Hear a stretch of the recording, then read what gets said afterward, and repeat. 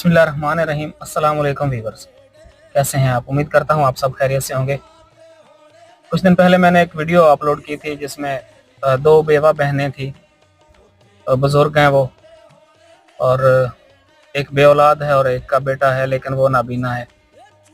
मैंने वीडियो बनाई थी और जिसमें वो माँ जी बता रही थी कि बेटा मेरे पास पंखा नहीं है, मुझे गर्मी खा जाती है, मुझे एक पंखा ला कर दें।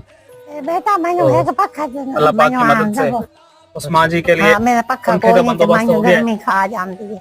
पंखा हमने खरीद लिया है और अब हम जा रहे हैं माँ जी के पास पंखा पहुंचाने के लिए। आप लोगों का बहुत बहुत शुक्रिया, आप लोग ऐसे नेक कामों में हमारा साथ दे रहे हैं। अल्लाह पाक आप लोगों को जज़ाए खैर अता फरमाए।